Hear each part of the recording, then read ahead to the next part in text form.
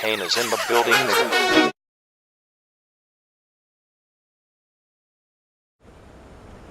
Alright guys, welcome to episode 1 of CraftyCarpHunters. Today I'm down my syndicate lake, Boyton Cross. Connor's not fishing because he hasn't joined this lake, but we're going to be fishing the slipe lane pits as well. I've just joined them. Connor's already joined them. He's done a 48-hour session over there already, but unfortunately blanked. He had a couple of runs, but obviously lifted into it and nothing was there. Today I'm down here for a 48-hour session. Connor's just tagged along to help me with a bit of the filming and everything like that. But yeah, it's like our debut blog over here, so hopefully I can bag one or two. There's a couple of 30s in here as well, up to 38 I think it is. But what do you think of the lake, Connor? Yeah, it's a good looking lake, got everything you need, good features, all in all good lake. Yes, the only problem I'd probably say about this lake is it's 30 foot deep out in the middle. At the minute the water's down because it's a farm, it's like in the middle of a farmer's field. So the farmer that owns it has turned the pump on and he's draining some of the water out of here to put on, obviously onto his fields. But yeah, that's the only problem really. It goes 30 foot deep in the middle, so everyone tries to stay clear of that. The margin's quite deep, around about 7 foot, it just drops off, doesn't it, really? Yeah. But there are a couple of tactics we're using today. I'm using bottom baits on all rods. I normally use a solid bag over here, but I'm going to try bottom baits on all the rods. I'm using shrink tube for the second time I've ever used it, but I'll show you the rigs and everything tomorrow. But yeah, like I said, Connor's obviously not fishing, so it'll only be me holding the fish. But hopefully I can bag one or two, and then next week we're going to go to slipe lane pits if I get my membership card back through, and hopefully we can bag one over there. So it's a really difficult lake as well. It's probably maybe a bit harder than this, maybe because the same difficulty, but hopefully we can bag one. And yeah, I hope you enjoy our debut vlog. See you later. As you can see here guys, the sun was setting over Boyton. We was hoping for an interesting night, but unfortunately nothing happened. Right guys, this is a little update, and I'm going to show you the bait I'm using this session. My first of all, my right hand rod this morning absolutely tore off. I'll show you the baits that was on that this morning. Unfortunately I didn't hook into it, as you can probably tell of the lack of footage. But I'm going to show you the baits I'm using. This is the only baits I've been using this session. The right hand rod that had the fish is on a Crave 10mm fluoro pop-up.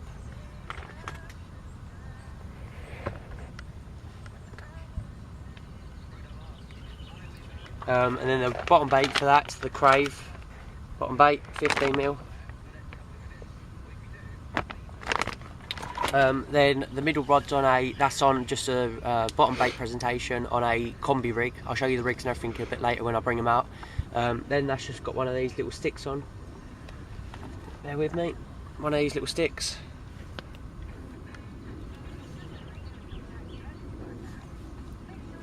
Connor's just sitting behind the camera. He's going to obviously show you a bit more, so you'll be able to see it a bit more clearly. Now the middle rod's on a solid bag presentation with the Crave bottom bait crushed up, put into to fill up the solid bag off there. I'm not using pellets for the reason being that there's a lot of bream in here, so I want to keep the bream away really, so I'm just going to stick with boilies.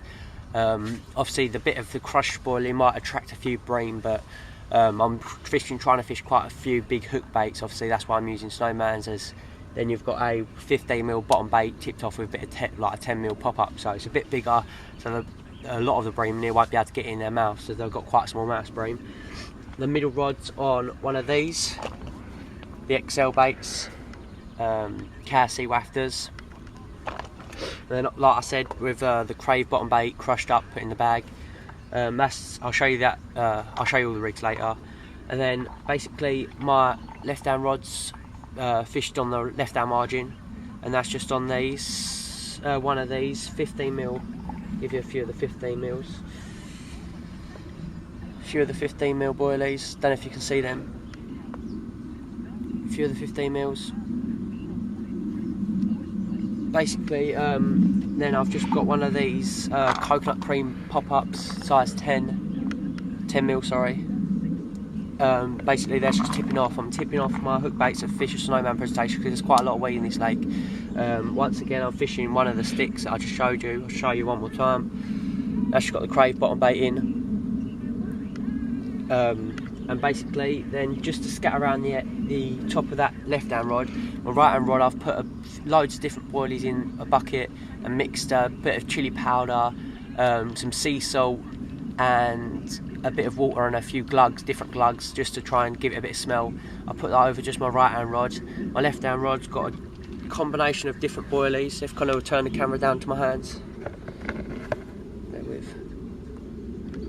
You can see that there's 10 mils there and 15 mils. So one of the Calder boys said that using different size hook bait as like freebies will actually attract more fish and will maybe pick you up that extra bite. Hasn't worked yet this session, but hopefully I might be able to bag one.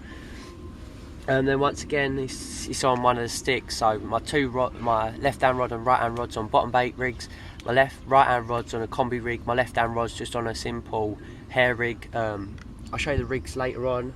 It's the first time I've used shrink tube as well, so unfortunately it didn't bag me that one, but you never know, I might be able to pick one up a bit later on. But that's about the update done. All that's left to really show you is the rigs and where I'm fishing, so I'll get down to that in a bit.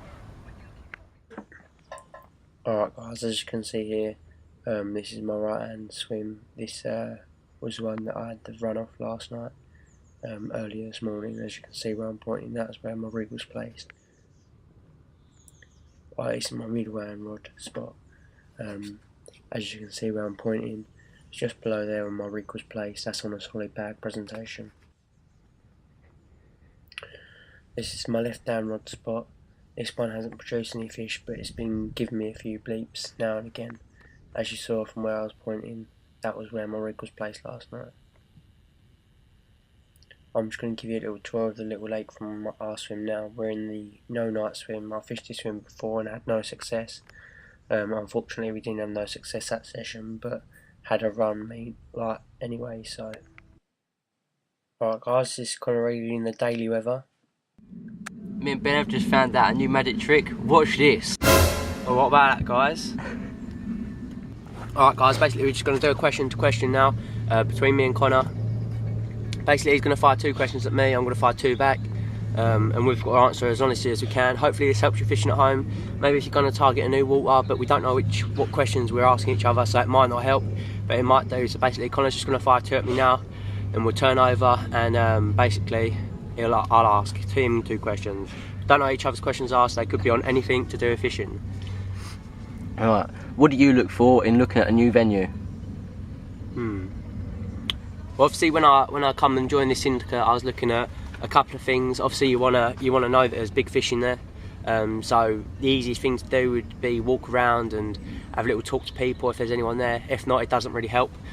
But in a new venue, I look for obviously good swims, because your time on your bank's obviously got to be a bit. It can't be obviously all muddy and all that rubbish. But obviously here's all bark and everything like that. Really nice, well done swims. Obviously look for a good head of fish in there. In here I think there's about 100 to 150 carp. That's it really. A few features to fish to, obviously, like just to give yourself an option, so if one swim's taken that you like, there's always another one to go by really. Right, how would you target a new water that you've never fished before? How I target a new water? Well, when I first come over here I targeted I tried all different tactics. It was quite sunny, so I tried them on the surface, realised that and a bit of talk to the locals told me that they don't really feed too much off the surface. So I tried to find all the clear spots that I got told, really. Just if you're going to join a new venue altogether, really, what the 2 questions have been on, just try and talk to people that's fished it over the years or have already been on the syndicate, because it does help a lot. Like I've found out a few little places that obviously will produce fish, but yeah, that's about it really. Just make sure you speak to locals and just go on what your personal preference is really, and it will definitely help you catch fish. Right, Ben's going to ask me a couple of questions now. Right, first question. What's your favourite food when you're going on a 24-hour session? God, find it. One of these. chicken and mushroom pot noodle. Bear with, we can't get a. There you go. Chicken and mushroom pot noodle. Yep. Yeah, chicken and mushroom, yeah. Chicken and mushroom. Right, the second question. If you're gonna go and have a look at it's sort of similar to mine, you've just joined a lake called the Slipe Lane Pits. What did you look for when you went and had a little look round it? What made you join that lake? It's just it's like nice lot of features, good head of fish in there, quite nice few 30s. You don't get bothered much. I mean, like you can go and have a talk with people, but people down there, it's like people don't really approach you unless you approach them. That's what I quite like. You don't get hassled a lot, and it's just quiet. You meet new people most of the time. So guys, that's our little question to question done. Basically, if you enjoyed this video, we'll be doing a lot more sort of similar stuff. But what could you tell the viewers at home, Connor, about when you last fished it for your 48? Like, what are they expecting from our next video there? Not a lot, to be honest. It's because we've only just joined it. It's a try and error water at the moment. Trying to find something we're comfortable with. But I mean, like, we'll show you what we're trying to do in order to catch a fish. I mean, like, if we catch a fish, it's even better, and we'll show you a lot. And we just hope you just enjoy watching our videos. Alright guys, as you can see here, I've got a 7-inch hook link made from the N-Trap soft. I capped just a wide gate hook there with a bit of shrink tube, just kick it over an aggressive angle, a bit stripped back as well. That stick's going to be threaded onto my hook link just to stop anything from masking the hook point. I'm using a 2.5 ounce dumpy pear lead with obviously the swivel. That's just like a quick change sleeve, like it's just really fast for simplicity. Called a leg clip onto 18 inches of tubing. So that's basically all the rig's made of. All them components, 18 inches of tubing, a 7-inch hook link. Alright guys, unfortunately I had to cut this clip, so ignore the talking on the video.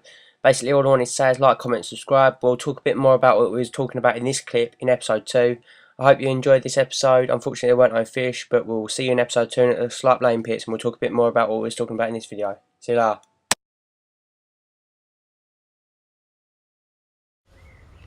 Alright guys, it's morning after last night. Pipe bomb! Is it all good? Yeah?